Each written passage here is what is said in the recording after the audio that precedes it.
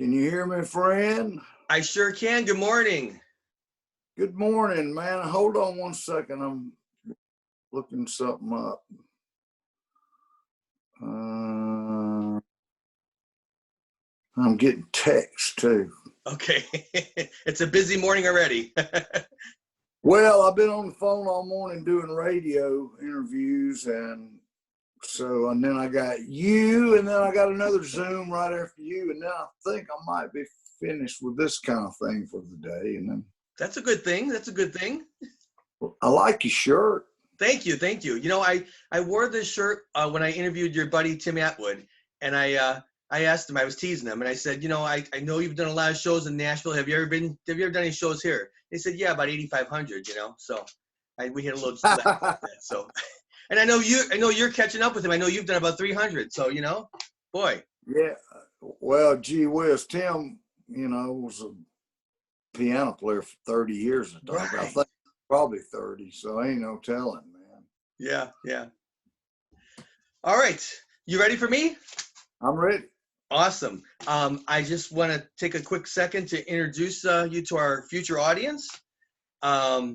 It's really my extreme honor and privilege to be able to talk to legendary country music singer-songwriter T. Graham Brown. T. Graham Brown's been making music since the 70s, but it was really in the 80s when things just exploded. And he's kept busy ever since then. He's released about 15 studio albums and had more than 35 singles on the top 40 charts for Billboard. 3 of them went all the way to number 1. He was also nominated for a Grammy Award in 2015 for Forever Changed, Gospel Roots album. And he's just released a new album called Bare Bones, which we're going to talk about in a moment. And, just thanks so much for taking the time to talk today on a busy day for you. You are very welcome, man. It's my pleasure. It's always good to have somebody interested in you. So this is true, right? This is very true. Yeah, I'm happy to be here, man. I'll be 66 next week, I guess it is, and I'm just trying to stay relevant, baby. And doing so you are, because I just see you keep so busy. I don't think the grass grows under your feet. All the different things that you've been doing during this time and before, to keep busy and to just keep yourself out there for people, I think it's wonderful. So, this year has been so whacked out. This 80s and 90s country is really making a comeback, I guess, because our calendar was probably, we had the most shows and the biggest years playing in like 20 years, something crazy like that, 15 or 20 years. And then everything got shut down. So we were forced to kind of think up new things to do. And we started doing the Facebook things, and we do a series of concerts to benefit the Troy Gentry Foundation. Troy Gentry was part of Montgomery Gentry, right. And he was tragically killed in a helicopter crash about 3 years ago, and his widow Angie has carried on, and that foundation donates money to breast cancer research, aid to military families, music programs. It's just a really good organization. So we've been doing some benefit concerts, and the one good thing is nobody's out on the road much. So when I call my friends up to come over, there's really no excuse. That is true. That is very true. Right. Yeah. So if I can give a plug, if anybody's in or around Nashville Thursday night, we're having another one, and Larry Stewart, the voice of Restless Heart, will be there, and Tim Rushlow, the voice of Little Texas, will be there. And we have Mark Colley, Ty Herndon. Gosh, I hadn't heard Ty's name in a long time, and I called him up, and he was just fired up about coming. Ken Mellons, the old jukebox junkie's coming. And we had a special surprise guest, but the cat got out of the bag, and it's going to be Heidi Neufeld from Trick Pony. So, oh, yes. We have a great band, backs everybody up. So it's at a place called Cahoots in Lebanon, Tennessee, and it'll be Thursday night. You can go to Cahoots website and get tickets, or Eventbrite and get tickets. So if you're around, come see us, because it's always a great show. That sounds fantastic. I mean, and like you said, that's the silver lining, if there is a silver lining right now, is to be able to pull people together that you would never be able to get their schedules all to line up in a few weeks time to do something for good, to help people, you know? Yeah, well, you know, man, these artists have sold millions and millions of records. So I think the tickets might be $30, something like that, which Amazing. is pretty cheap to Oh get yeah. in and see these artists up close and personal. Um, so it's a good thing. We have a silent auction. You know, people donate things, and all of this. None of the artists get paid. It's all good. It goes for a good cause. And so anyway, I had to throw that plug in there. If I wasn't up in Chicago, I'd be down there in a second for that show. That just sounds amazing, you know? If we weren't where we're at and I wasn't in Chicago right now. You could always fly in. I could. So, but that's fantastic. And I mean, there's so many great things that country music has done to help people, just in everyday life, just through songwriting, just helping people through problems, but also in a time like helping, in the case of the Gentry family and in other cases, just to help people out in times of need. You know, I got the sweetest letter today, or email, from someone that wine into water is really helping stay sober. And we were down in Mississippi Friday night, I think, Saturday night.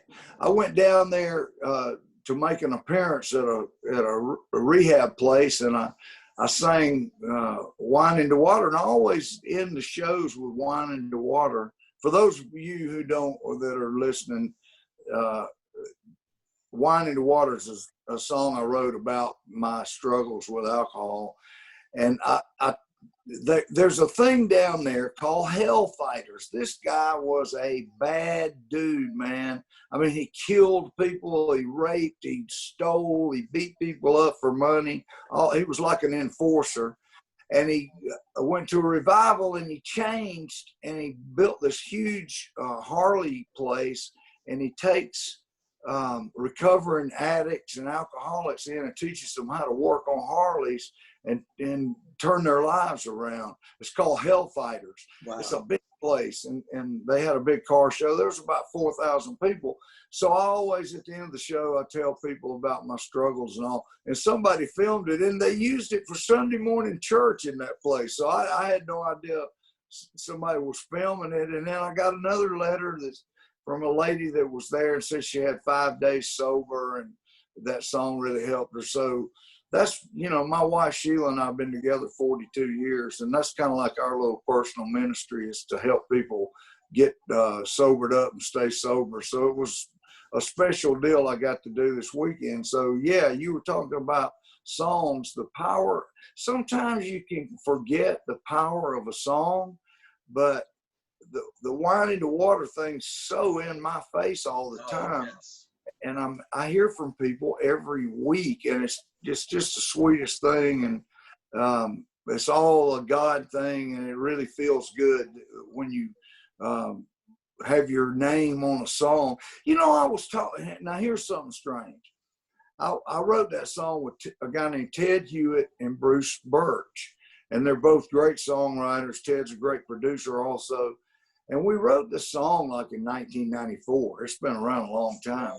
Yeah. And Ted and I were talking the other day. The three of us got together to write another song.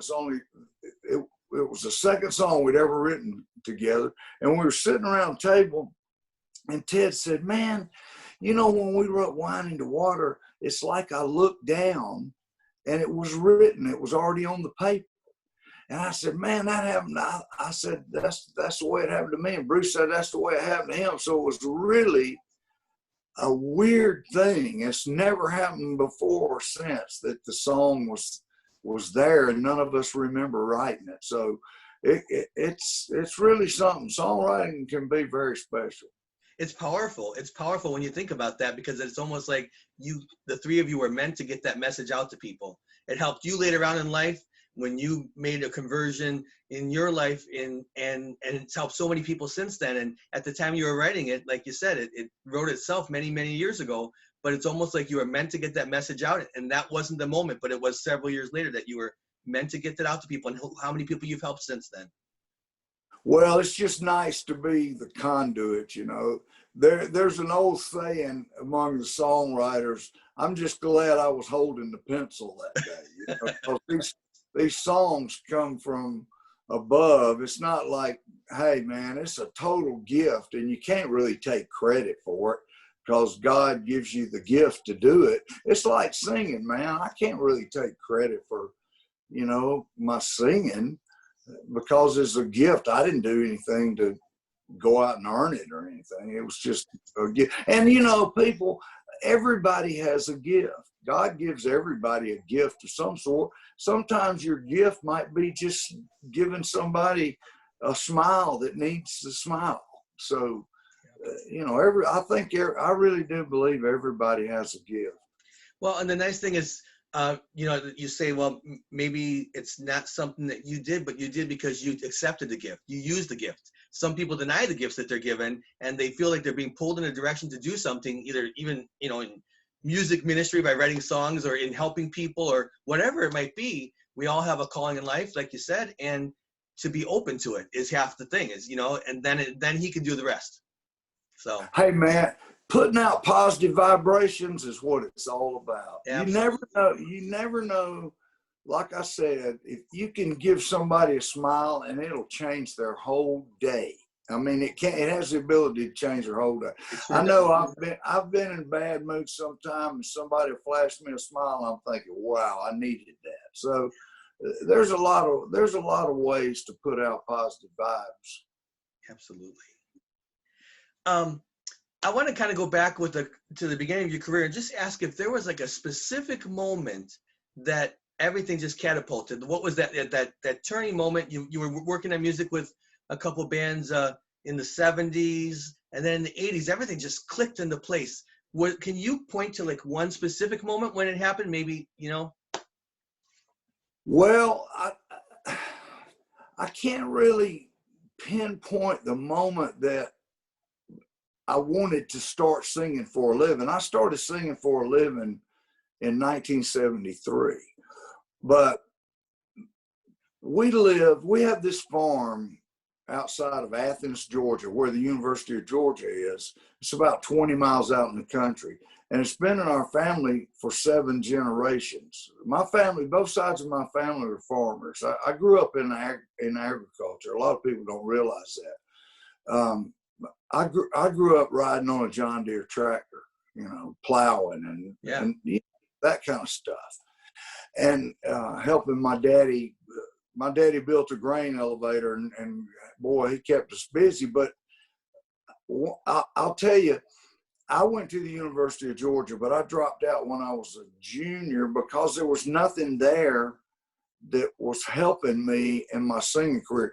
Boy, I wish I'd have known about Belmont University in Nashville, right there on Music Row. I don't even know if Belmont even had a music business program, but I urge anybody that's wanting to learn about music, come to Nashville and go to Belmont University, man. They intern you at record companies, and it's just a wonderful thing. But anyway, my wife Sheila's got 2 master's degrees from the University of Georgia, and she came home. We were living on the farm, and we would just lie in the bed at night and listen to the radio. There was a station in Athens, Georgia, a country station.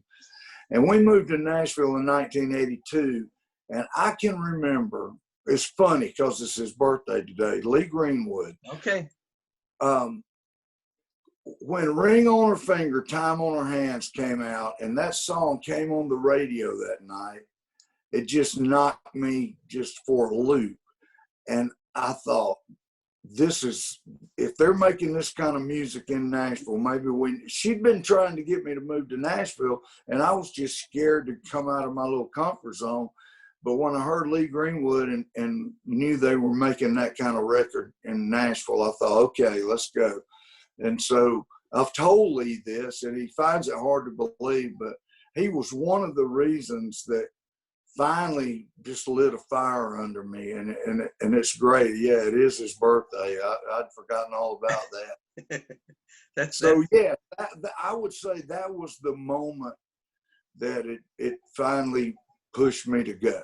to Nashville. And that's, like you said, it's neat to be able to share that with Lee, you know, that you were able to tell him that and tell him the impact that he made on the beginning of your career. That's really a neat story. Well, he's been a really good friend over the years. You know, I tell people that I have the greatest job in the world. I get to make people happy for a living. And when I signed with Capitol Records, one of the first things they did after I Tell It Like It Used to Be became a hit, they put me on the road with Kenny Rogers, and I was out with Kenny for like 300 shows. That's a lot of shows to do with somebody.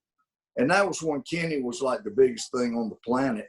And I would open up the shows, and a lot of times Lee would be the middle act. Okay.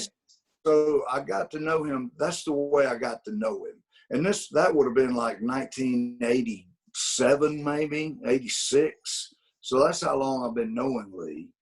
And we had a lot of great middle acts at that time.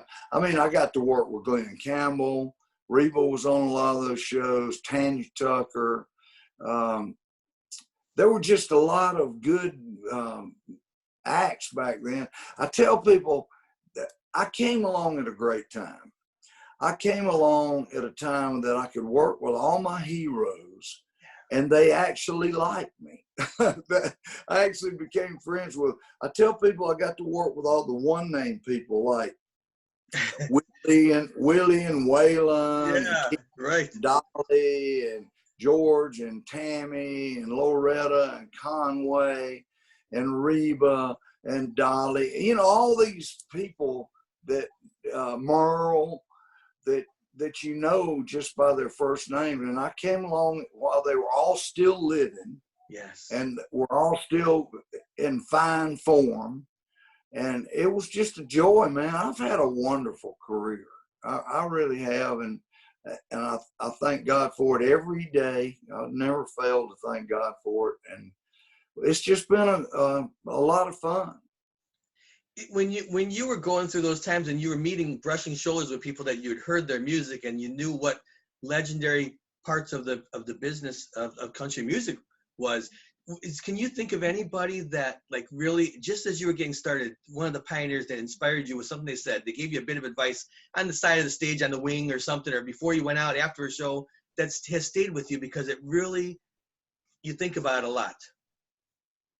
Well, it's hard to pinpoint something like that, man, because all the artists like that were my heroes, treated me like a regular guy.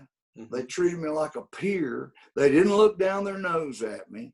They were always encouraging. Kenny Rogers always encouraged me, and he was a great role model. He was a great performer.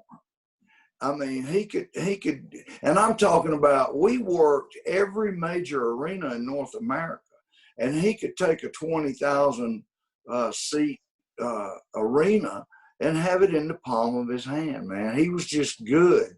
And he always gave me encouragement. All of them did. Or they'd give me a pat on the back and tell me they loved my singing or anything, and I would get to eat with them. Like George Jones, I can remember doing a show at a place called the Cincinnati Gardens, and it was a show with George Jones, and it was the first time I'd ever done a show with George, and he sent for me after my little opening act. He sent for me, and I went to his bus. And he was just bragging on me, man. And that's the kind of stuff that just knocked me out. And he said, he invited me. He said, look, this would have been on a weekend. He said, why don't you come over to my house on Monday and I'll take you to eat lunch? And so there I was, man, riding in the car with his silver Lincoln Continental. And I was in the passenger seat. It was just the two of us. And I was just trying to look out of the corner of my eye at his sideburns. I remember I wanted to see his hair and his sideburns, but I didn't want him to catch me looking at it. And we went on to have a wonderful relationship. He and Nancy and Sheila and I. He would call me son, and I would call him my Nashville daddy. So it's just things like that. Absolutely amazing that you think about all the people that you've that have touched your life and the people that you've touched their life with through music. It's the power of music, and it's amazing all the stories that must be up here from all those years and continuing. The stories continue today. You've been doing this forever, and the stories continue. There's still books being written, you know, the story's still being told. Yeah, man. Well, I got a project. I can't really tell you what it is, but it's going to be really cool that I have to have it turned in by next March. It's a recording project, and I'm going to get some really cool people to sing on it. I know I'm going to have Billy Gibbons from ZZ Top on it. Wow. Sam Moore from Sam and Dave will be on it. I'm going to try to go have lunch in Memphis with Al Green and ask him if he'll be on it. I know Winona's already said she would do it, so it's going to be a really fun thing. So you're right, man. I get to keep going and do fun things, and it's really cool. And, you know, this year has just forced everybody to come up with new ways to take music to the people. And we've been doing Facebook Live things that have just, man, we did one that's had almost 1 million views. Wow. Yeah, I did one that had Tim Atwood was on it. Lulu Roman from Hee Haw was on it, who's one of my heroes because I love anybody from Hee Haw. And Wade Hayes, if you remember Wade, and Brian White was on it. David Frizzell was on it. Ronnie McDowell, all these people from the 80s and 90s. And somebody entered us into, how would you say it? They submitted us to a thing called the Telly Awards. I didn't know what the Telly Awards are. And dang, we won one. And we were up against Netflix and Good Morning America and all this, you know, heavy hitters. And so we've been doing fun things. And you put that together, correct? I mean, you put that together, yeah. if I understand correctly. Yeah, well, I hate to take credit for it, but yeah, I was one of the ones, yes. But like I said, man, it's all you got to do is call your buddies up, and they'll be glad to help out, you know, if there's any way they can. That's great. That's great. Knowing that you've done another part of your career was doing so many commercials and jingles and singing. You know, you had the long run with Taco Bell, which, you know, for about 4 years, I believe, and then McDonald's, Coca-Cola, Ford, all these different places, all these different companies. Have you ever been asked to use one of your songs, like something that you've written, and turn it into a jingle for a brand? No, I've never done that, but I've helped write some of them. I mean, you know, I've probably done as many jingles as anybody in history. I mean, I've done, golly, KFC and Dr. Pepper and 7-Up, Mountain Dew, and all the beers, Miller, Stroh's, Coors, all of that, Budweiser, all of that, just about every soft drink. I've shielded for just about every company there. I did Sometimes You Feel Like a Nut, Sometimes You Don't. Oh, right. I'm enjoying that for 7 years. I have driven people crazy, man. They turned me off so many times. They've switched channels on me way more than they ever knew. But, you know, I got a call from do you know who Ken Burns is, the documentarian? Absolutely, yes. He's done so much. Yeah. Yeah, they're doing a documentary on jingles. Really? Yeah, and they got in touch with me. I did a Zoom with them probably 2 weeks ago, and they just wanted to kind of do some pre-production stuff. And they're going to come to Nashville and talk to, well, T.G. Shepherd did a couple, Janie Freaky did some, Lee Greenwood did a bunch of McDonald's ones. So they're going to come to Nashville and talk to all of us. It's a friend of mine that did a lot of these jingles, that put together a lot of these jingles and produced them. There's a guy named Dan Williams, and he wrote a book. I haven't read it, but he got in touch with me and said, it's something, I think it's called the Secret World of Nashville Jingles. And Nashville was a big center for, well, you're in Chicago. Also, right? Yeah. Put Conan Belding, I think, might be in Chicago. We did them in New York. Is a big center for that. L.A. I used to go to the record plant in San Francisco. We would go across the bridge to Sausalito, and so there's not that many that are really hubs of it. Atlanta's done some. So anyway, they're coming to Nashville and they're going to film us. And so it ought to be a pretty funky documentary. I had never thought about it never crossed my mind that somebody would do a documentary about jingles, but apparently that's the case. There's a lot to it. I mean, there's a couple artists who have done like, equal or less than you've done. You've done just so much. I mean, well, first of all, Ken Burns Comes to Nashville. He's the country music documentary he did recently. He's going to need one episode just for all the jingles you've done. He's going to need to have one episode just for you because you've done so much. You've done so much in that business, So there's a lot you could talk about with that. There's a lot. Well, what it is I'm the dude with the raspy voice. Yes. And if they ever need somebody with a raspy voice, I always get the call. And that's just been the thing that's helped me so much. Plus, I'm really fast in the studio. When I moved to Nashville, I started singing songwriter demos, and the publishers don't have much money, and they book the players in the studio, and they want to get in and get out. They want to cram as much stuff as they can into a day. So I learned how to just get in there, learn the song really quickly, and knock it out. And that was another reason that I got called, is everybody knew I was good at that.